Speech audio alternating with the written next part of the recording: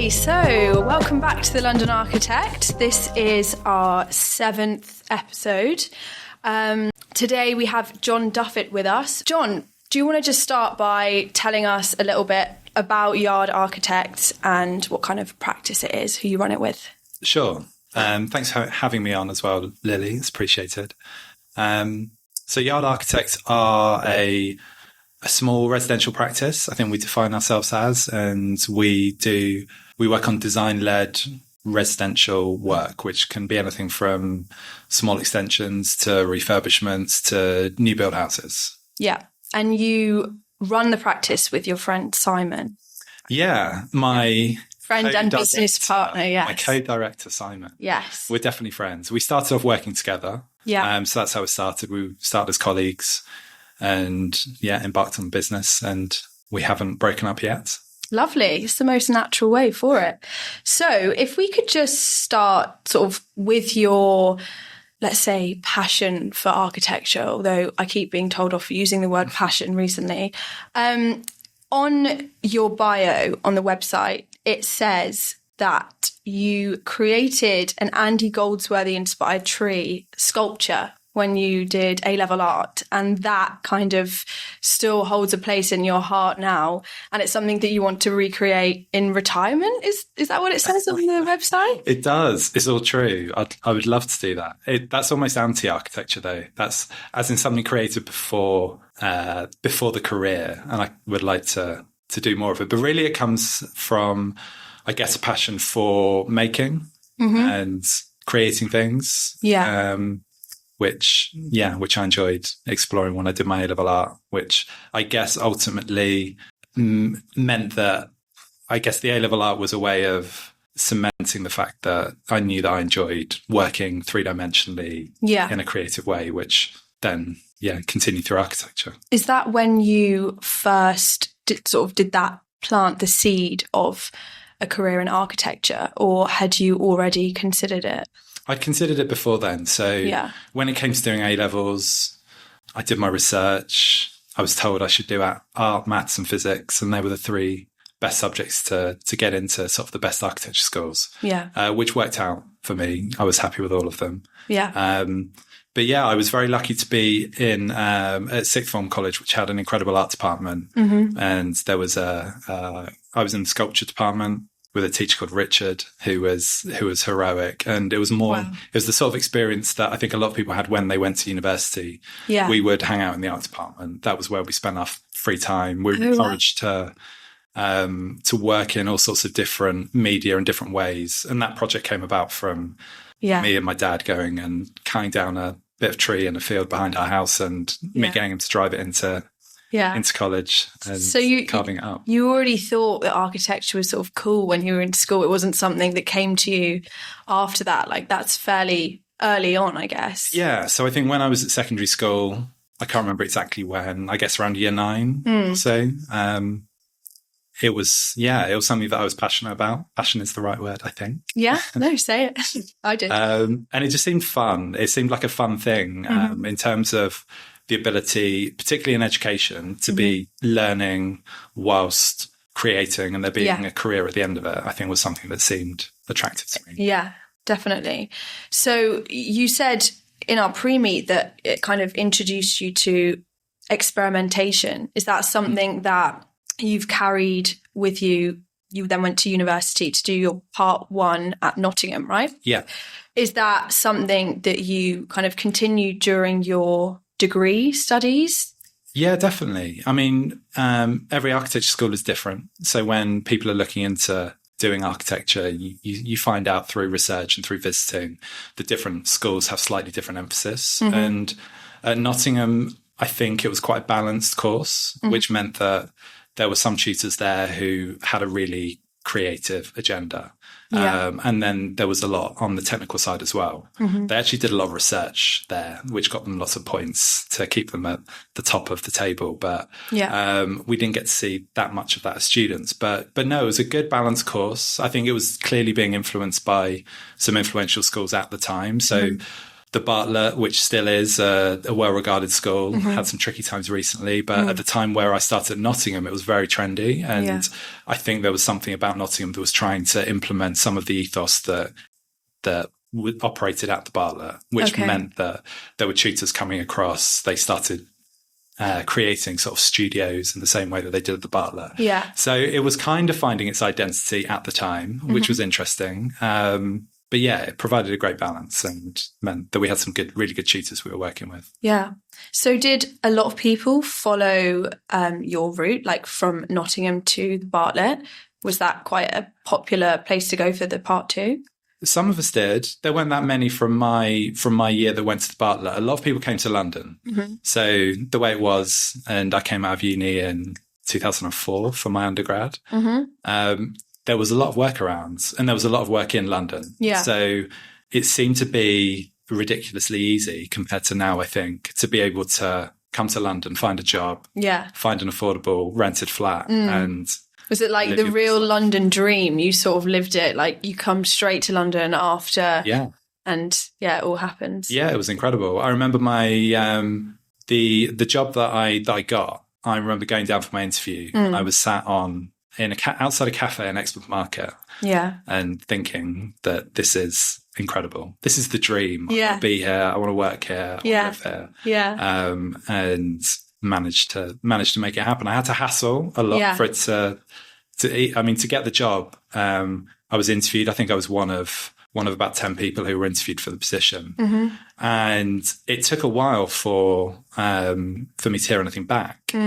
But I phoned up the studio and I hassled, and I asked to speak to the director who was in charge of recruiting. And I got the job, and I found out later down the line it was pretty much because of that phone call. It was me or someone else, but because I was the one who hassled and showed some commitment, wanted to get it, that was why I got it. So, which is, I think, something which is important for everyone to sort of remember. If you're trying to build your career or start your career, it is important. You need to be able to back it up. But if you just sit there on the sidelines, it might not necessarily work out as you want. It's about human connection, we're always hiding behind screens nowadays, but it's great that you could actually kind of reach out to someone like that.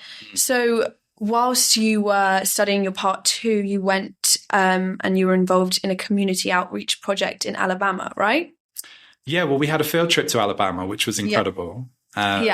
And as part of that, we spent some time with Rural Studio, which was an amazing project that was happening out there, where it was basically established within really deprived town in Alabama, where there were students who were on the full outreach project who would be there for 6 months or a year, designing and building homes and community buildings for the people who lived there. And there were projects such as houses built using carpet tiles, and there was a chapel built using leftover car windows that were taken from a scrapyard, and all sorts of really inventive ways to make buildings in an interesting way, but very community led. So that was an incredible thing to see. I only saw a bit of it, but it was fascinating project. Sorry, you just dipped your toes into it, but I mean, what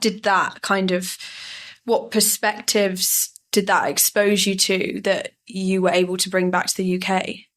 I think definitely it reinforced the sense of being confident in experimenting. So seeing real world projects where people are building houses and cultural centres using highly unorthodox materials for a very low cost was really useful to see. I think a lot of people's university experience, particularly in architecture, they speak very fairly about how a lot of our projects are based in this magical world. It's not set in reality. So I think it's really good for tutors to be able to expose students to real world projects so that you can see that it can happen, and also see the effect that it has on people, and the importance of working with, even if it's not the community. I mean, we work within our practice on private houses mostly, but we work with the people, with the families, and individuals who we're creating architecture for and with. So I think it was really good for reinforcing the importance of that human connection and ability to experiment. Would you say that that kind of gave you some skills for starting your own practice, you know, the sort of foundational ethos of architecture and, you know, what you need to get it going. Have you ever sort of thought about that? I think when we set up the practice, we very much knew we wanted it to be a client-focused practice. That was a very big thing for us. Yeah. It kind of has to be when you're working with private residential, and we enjoy that, which is why we work on it. Yeah. But yeah, ultimately, it boils down to creating spaces for people. Yeah. So in exactly the same way as we saw out in Alabama, that's fundamentally what we're doing. Yeah. So you started Yard Architects in 2014, right? Yeah. And tell us about the name. Where did that come from? Who came up with it? Good question. So I think from the outset, Simon and I were very keen that we didn't want to use our own names within the practice. Mm-hmm. And the main reason for that was that we wanted to build a studio where our staff felt enfranchised in the business and in the work that they're creating. So rather than it just being work that Simon and I create and our names being above the door, we like the idea that ultimately Yard is a collective of people who we work with. So we kind of wanted to try and take ourselves out of it a little bit. Mm-hmm. So we had that on one side, and then we did the thing that people do, I guess. We created a long list of names. Simon made one, I made one. Wow. We crossed off the ones we hated. It's like choosing a name for a baby. Yeah. And more important. Yeah. And we wanted something that was short, snappy, looked good graphically. Yeah. And yeah, that's where we ended up. No, it kind of, it links to the industry as well. Yard, I guess that's sort of what you start off with. Yeah, exactly. It's multifaceted in that obviously, as it refers to a parcel of land, which we're working with a unit of measurements as well. Yeah. So yeah, covers a few bases. Yeah. So am I correct in thinking that you've got about 6 employees at the moment, including us? It's 6. Yeah. Nearly 7. I think 7 on Monday. Exciting. But yes, yeah. And what's the recruitment process like? Is that in-house? Like, I don't really know how recruitment works for architecture. Well, for us, it works mostly in one way, in that we tend to post jobs on Design. So that seems to have taken over the last 10 years as the primary source of recruitment for most people, I think. There are recruitment agencies out there who could be really good for senior positions, perhaps, and for larger firms. But we tend to do that. But we also, use social media. So we'll post it on Instagram, and we always get inquiries through that. We get quite a few speculative applications, which are interesting. Sometimes they're worth it. But the thing is, we're so busy. We have so many emails. I think you have to be really lucky if you send across a speculative application. Yeah. If we're thinking about recruiting, and that comes through and it looks good, then that's great. Yeah. But if you even if you're the best applicant in the world, if you send something across and 6 months before or after any form of recruitment, then it may not work out. But so I think if people are looking to get a job within architecture, it really pays to follow the boards on Design, to follow your favorite firms, and just try and keep tabs on when people are recruiting. Yeah. Try and make sure that applications are relevant as well. Have you had anyone calling you up like you did when you tried to get your first job? We do. Not enough. Really? I don't think have we ever had anyone who's chased us after an interview? Possibly not, but maybe we've acted a bit faster than on my first job. But yeah, we do get some people phoning up. We've had people walk in. We took on a work experience student recently. I probably shouldn't say this. Don't everyone do this. But we took on a work experience student recently whose mum marched him into our studio. Wow. And he had a placement to fill for his summer week's work experience. And she thought the architecture might work for him. She took him around to a few local practices. She had his CV. She gave a great speech. Very hard to say no. So, oh my God. So very direct approach. Wow. And how did he feel about that? Well, we made him aware by the end of his time that he was very lucky to have such a great mum who did that for him. Yeah. She was, I think he was the only one of his, like none of his friends got jobs at work experience. So he was the only one who was doing it during that week. Yeah. I think he was appreciative of that. Well, there you go, kids. That's the way forward, you know? Get your mum to go in with you. So I just wanted to chat a bit about your bio on your website. Mm-hmm. So it says that your ethos is to create intelligent and practical spaces with an emphasis on craftsmanship, quality of light, and a sense of timelessness. And I was wondering how you go about in creating a sense of timelessness. It's quite an ambiguous sort of idea. It is. It's an ambitious statement, isn't it? And we probably wrote it quite some time ago. So last time I read it. How do we create an essence of time, an atmosphere of timelessness? I mean, I guess that speaks to the fact that we tend to respond to projects in relation to context and brief, and try not to churn out the same thing or the trendy thing. I don't really mind fashion when it comes to architecture, really. Sometimes it's fun. Clients tend to enjoy it as well. So it's not something where we eschew anything that's sort of that we see too much of. But I think in terms of timelessness, it's more about really making sure that we're responding to conditions such as light and space and economy and feel and materiality, things like that are ultimately timeless. Yeah. Obviously, we're using materials that maybe are available now that weren't available in the past, but just making sure that we're, I guess, dealing with the sort of real essence of architecture and space is what that means. Yeah, that makes a lot of sense. So could you sort of run us through a day in the life of Jon? You know, before we go on to discuss a couple of your projects, I was wondering, what does an average day look like? What does an average day look like? Well, the first thing to say, I guess, is that it's very varied because it depends on things like whether we're dealing with lots of new inquiries, how much stuff we've got on site, whether we've got client meetings coming up. So it's one of the things I've always enjoyed, particularly working in small architecture practices, is that you can have an incredibly varied day. So it's not like, I'm almost envious sometimes when I cycle into work and I see the lycra clad commuters who I know have got every day they can go into the office, have a shower, change into their clothes, come home. That doesn't exist. It's different every day, and for me to do that means I need to carry clothes around everywhere. So always prepared.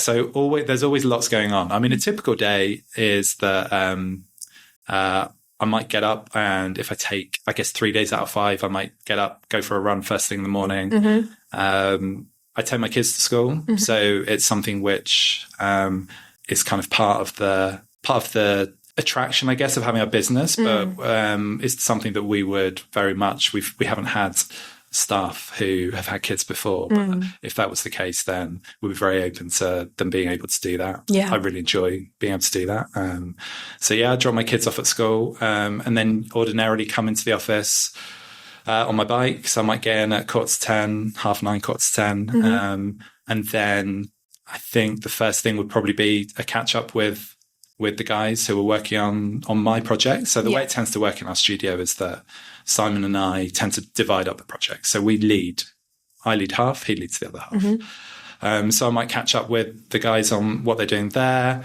Inevitably, there's probably a meeting booked in somewhere, maybe a virtual one, maybe going to somebody's house, maybe a site visit, where we would go and check on progress, etc., deal with builders' queries. Back to the office, try and sort out any emails that need to be done, and then head back home in the evening. Okay, nice. Yeah, it sounds like a pretty fulfilling day. Have you say that you and Simon decided to sort of take on your own projects. Did you ever try to like work on the same ones and then get to the point where you were like, no, let's just like divide it up? Or was it always from the get-go? I think I don't know, maybe our very first few projects, we do work together. Mm-hmm. We used to work together, I think, a lot more in the very early days, where we'd literally just be the two of us sat there, pinging every idea off each other. And now it's more as a studio. Mm-hmm. So I do that with the people next to me who aren't necessarily Simon. Yeah. But no, we're the sort of practice where we both have very similar skills, I think. Mm-hmm. So we both do a bit of everything. Yeah. It's not that one of us does one thing. Yeah. The other does the other. So no, it tends to balance out in that if we take the lead on an initial inquiry and we follow it through, we win the project, then often it's whoever does that who takes it on, and it tends to balance out. Good division of labour. So let's talk about the Peckham shell-only custom build that you've recently done, and that's on your website as well. Could you explain to our listeners what a shell-only build is? Yeah, I mean, it's a fascinating project for me. But yeah, a shell-only build, it basically means that the developer in this instance who developed the plot and built 5 houses on it, just built the external envelope of the houses and left it up to the purchasers to finish them off and fit it out. So it's like a half-built building, ultimately. Okay. Yeah. And does that kind of make any difference for you in the part that you play there? Does it make it easier? Does it make it harder? Or just is this sort of the same? I think like lots of things in architecture, it was probably a bit of both. I think I thought it was going to be easier to start with. I mean, we're used to working on lots of Victorian terraced houses and such like, and we're kind of used to how they work. This shell house was built as a timber frame construction. We do loads of timber frame construction, but normally we're doing that as a new build or as a new element. So to inherit a timber framed shell and then have to divide it up and bear structure onto things where you don't have columns and beams in the right locations. You don't have solid masonry walls that you can bear upon. Made it actually a lot more complicated. So we had to have a ingenious engineer to try and find ways to spread loads around bits of a timber frame shell that it was otherwise going to be really difficult to do.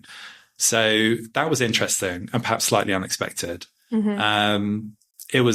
It felt like a really good project to be able to sell to builders. They only had to do an interior fit out, but it was more than an interior fit out. They didn't have to have ground workers trudging around in the, doing footings and underpinning and things like this, which also de-risked it for the client, which is really good. So people often come into trouble in the ground and in getting the shell complete. So with that already done, for the builder coming onto the project, it was a more attractive prospect. And it received an A rating for its energy performance certificate.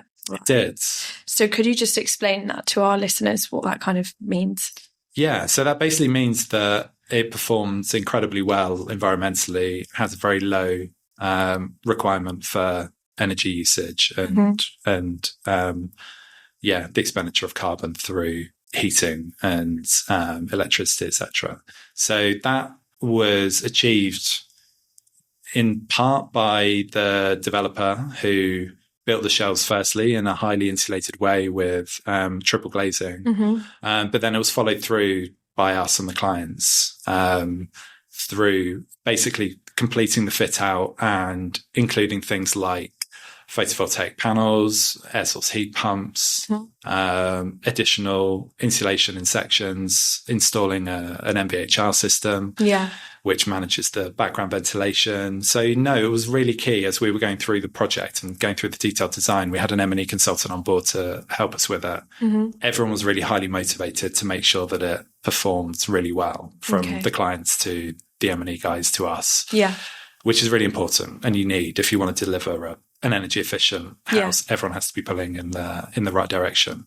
So it basically means that it becomes quite close to a sort of passive house standard type house, but without going into other more complex aspects of passive house that wouldn't have been possible in this instance. So another one of your projects is called the House of Reflection. Where was that one again? In Westminster? Westbourne Grove, Westbourne Grove. Within Westminster, near Nottingham. And this project was a little bit of a roller coaster for you. It was over quite a long period of time, was it? It was. It was. I mean, it was one of our first big projects that Simon and I won. And so I think we would only been going, I think it started maybe 7 years ago now. And the project was passed to us by somebody who Simon used to work with. Mm-hmm. So it shows the value of staying in touch with previous practices, things like that. So this was a firm where he worked. They'd done a couple of schemes on the site before. So there was like an old garage conversion that was on this site.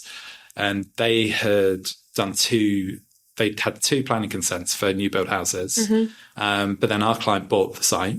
He wanted to look at doing something different. Yeah. These both had like double basements. He didn't need that. Mm-hmm. He wanted something a little bit different, and got in touch with that practice initially, who then put him in contact with us. Okay. So we were delighted to win it. It was the best project we'd ever had. It was the opportunity for us to build a new build house. And on a really interesting site. So absolutely the sort of thing that, that got us going. We worked through the design stages. It was such a tight plot that we designed a house which basically occupied the entire plot, apart from a courtyard in the middle, sort of shaped like a donut. There's very little opportunity. There's very little opportunity for glazing on the boundaries. So the courtyard became a shaft where we get light in, but we also created an element where we had a series of double height spaces sort of elevated from the upper ground floor, which acted as a lantern to sort of get light in through clear story glazing from high level. And we designed what was a wonderful but quite complex house. But we got planning consent for it first time, which everyone was delighted by. Yeah. We were really excited about delivering it. Our client took us out for lunch to celebrate. And while we were out for lunch, I was telling him about a recent trip to Belgium, how he had to go. I'd been to Ghent for a few days. It was wonderful. He took me up on my advice, took a trip to Belgium and loved it so much that he decided to move there. Oh my God. So it turned from a nice little lunchtime chat to the project being gone. Yeah. So we received the news. We got in touch with him to talk about, pushing forward with the next stages. And we were heartbroken because he told us he was going to try and sell the site because he was resettling in Antwerp. God, were you annoyed at yourself at this point? I mean, of course, slightly, but I mean, we could never have, never have foreseen. You never knew he would. No chance. I mean, exactly. I mean, we were delighted. It was a fun, in a way, for him. It was a really good opportunity. Yeah. He's an art dealer, and he set up a gallery over there. And it was obviously a really exciting stage of his life. Just less good for us. Happy for him. Yeah. But then it got better. So from a selfish perspective, it did anyway. Yeah. He really struggled to sell the plot. And what this meant is that after about 3 years, he felt homesick. He decided he wanted to come back to London. He hadn't got a price that was good enough for him to sell the plot. So the project came back to life, which was brilliant. So that was fantastic news for us, as a practice.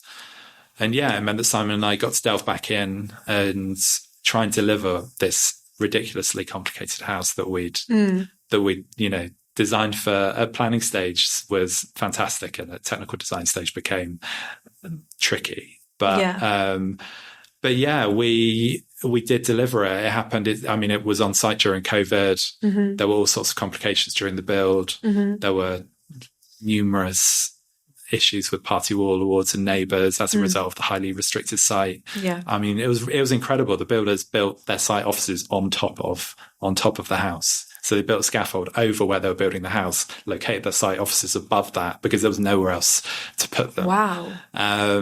So it was a really fascinating build to watch. It worked out. We delivered it. He was absolutely delighted. He is absolutely delighted. So he's happily living in there now, and we're really happy with the final results. So the project, the building is very unique, but it still relates to the surrounding architecture. How did you manage that? Well, again, I guess going back to my point of designing around the context. Yeah.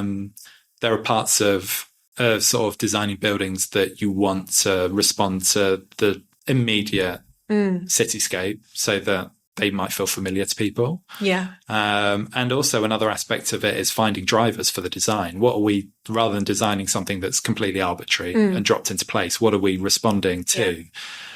So we had this series of layers of building that were starting to develop when we were looking at initial designs, from sort of basement level to ground floor sections to lanterns. And we had like this existing wall at the front that we were nestling behind. And there were buildings nearby that basically had different series of strata of different materials and profiles that we thought was really interesting to respond to. So we were responding to colour and materiality, which meant that things like a London stock brick at high level on our building ended up being like a bronze mesh that was a similar colour to the London stock brick, and white stucco bands became like white Roman profile brickwork in certain strata. So yeah, we sort of interpreted it in different ways as a driver for design and integration.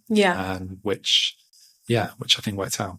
And how do you sort of manage and maintain healthy relationships throughout projects like this that can be quite challenging? Relationships with the contractors, with the client. How often are you meeting up, discussing, sharing ideas? How often are you on site as well?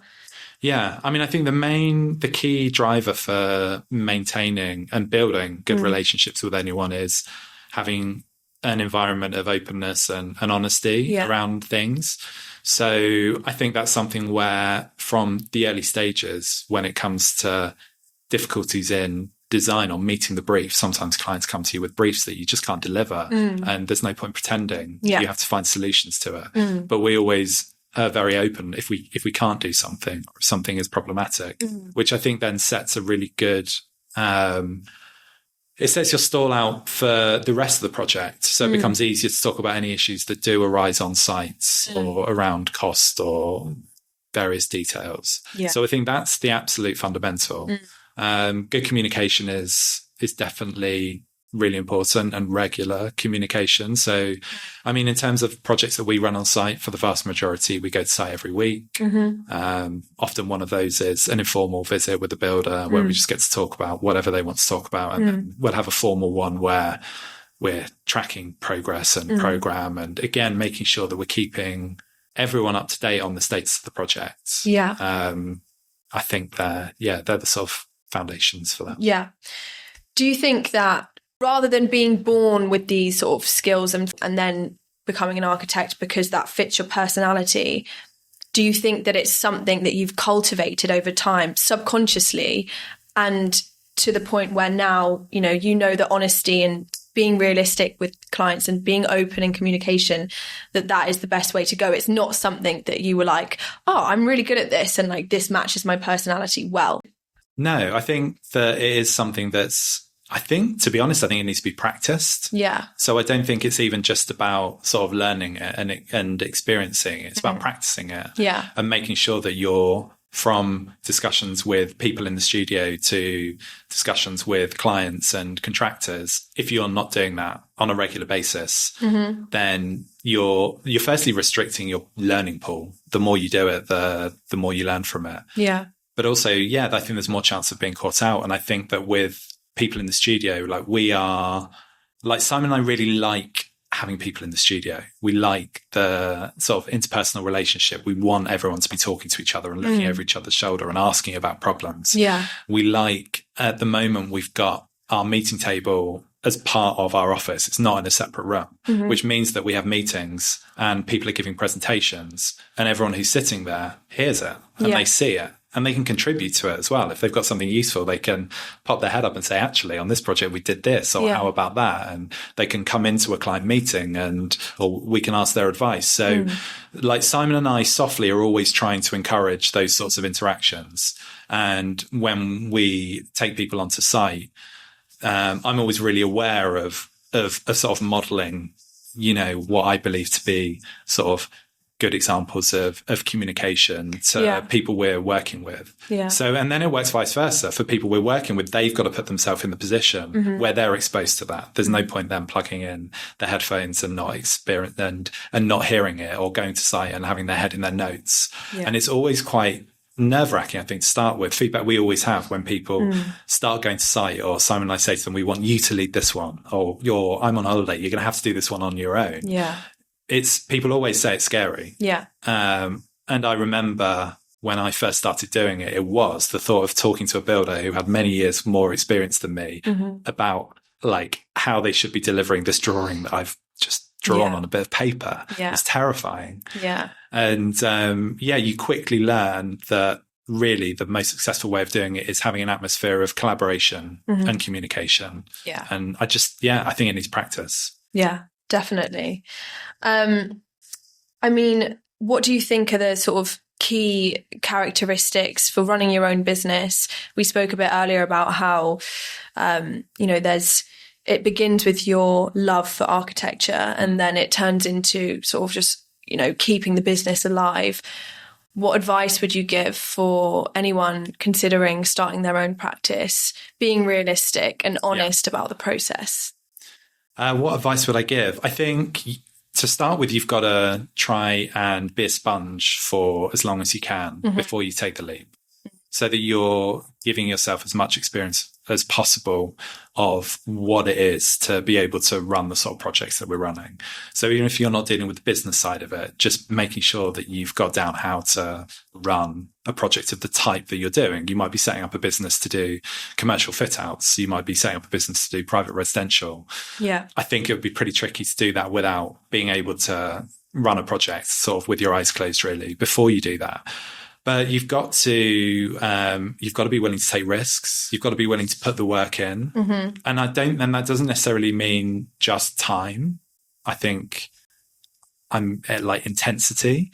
Like we're always keen, like within the studio, Simon and I, when we started, we wanted to make sure we didn't have like a late hours culture. We're really keen to break that within architecture. And Simon is incredible at this because he is one of the most intense workers. I think him and my wife have both got the ability to sort of put their heads down, like between 8 or 9 and 6, and just be phenomenally productive. And he achieves a lot and gets to go home at a reasonable hour. I'm okay at that, but I have to work a bit more flexibly. And there are times where I can work really, really intensively and times where I can't. So I can pick and choose and do that. But I think that's really key. You've got to, that's quite, it can be tricky as well. You've got to have a good support network around you in terms of be it your family life or friends or things like that. And to be able to be kind to yourself and be able to take time out properly so you don't burn out. And that is the first step of that is making sure you're not working crazy hours. And the second step is understanding how you work and how to get the best out so that you can be incredibly productive. And I think if you can work out how to do that, then it gives you a really great shot because you've got to juggle so many things to start with. In particular, and you're learning an awful lot, especially as an architect. We don't get taught business, really. We don't at all. So you do learn a lot of that as you go. Would you, looking back, do you wish that you'd sort of taken any business course or anything, or do you think that's just something you learn as you go along? It's so hard to say because in architecture, you almost learn everything as you go along. You've probably heard this before, you learn speculative projects at university and you learn how to detail real world buildings when you're in the workplace. So I feel like everything I've learned has been in the workplace anyway. So would I respond well to going on business courses? I think it would be foolish to say that it wouldn't be helpful. It's really tricky. I think architectural education is tough. It often gets accused of trying to churn out too many star architects when the reality is it might be that 1 in 1,000 students gets to actually deliver the sort of thing they've learned. But what it does teach is ingenuity and creativity and problem solving and the sort of levels of intensity that you might need to work at to be able to work profitably and things like that. So there are so many skills within education that I think are great. But if they threw in a business module or two, it probably would be helpful. Which was actually your question. So how often do you sort of reconnect with your love of architecture and the creative side, the experimental side, and pull yourself away from the business and even just sort of unwinding from that, the financial and the business side of it? Well, I think Simon and I do still draw and scribble things when it comes to our designs. But I think more and more we live vicariously through the guys in the studio, which brings great joy. So I love it. I love sitting down next to somebody who's working through a design project, who's coming up with like new concepts, whether it's from the first stages to like intricate detailing of how a handrail meets a baluster or something like that. So I really enjoy being able to sit alongside people doing that and basically encouraging them to keep interrogating and questioning and exploring to get the sort of solutions that become successful. So I think nowadays that's probably my main source of sort of design related satisfaction in seeing that and people develop in that way within the studio, which is great. Outside of work itself, I don't know. I think I've probably retreated from it slightly. I've got a young family. I didn't marry an architect. She has no interest in architecture, which I find very healthy for me. So aside from cultural things with the kids and the families generally, I switch off from architecture more outside the office nowadays. You're a fair weather cyclist, or just a cyclist now, right? Yeah, exactly. Yeah, I was saying I should probably take off the fair weather bit. No, I cycle around a lot. I find it a great way. It's the quickest way to get around London. I think it's productive. I get thinking time while I'm cycling. Feel fresher when I get into the office, I think, than if I come in on a stuffy train. So yeah, I love that. So just to sort of wrap up, do you have a dream project or location, or looking at the next sort of 5 years of work in your practice, like anything that you're looking forward to? That is a very good question.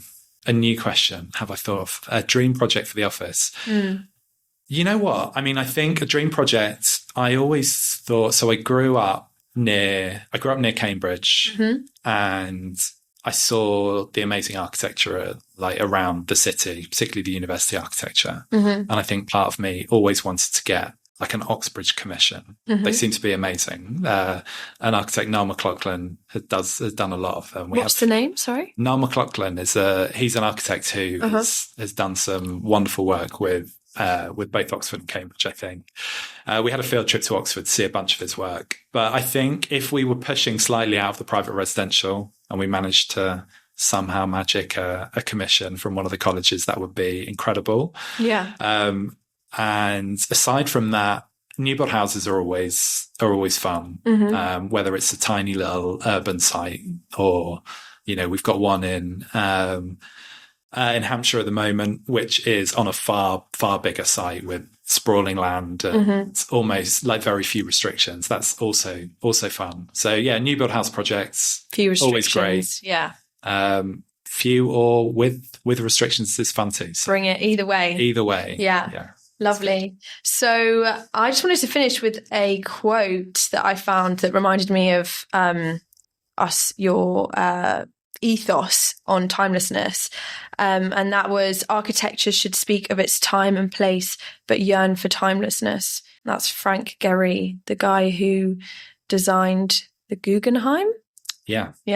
So I'm guessing that's where you got your inspiration from for the bio, right? I must have done at some point. But it's a good statement. Yeah. I wholeheartedly agree.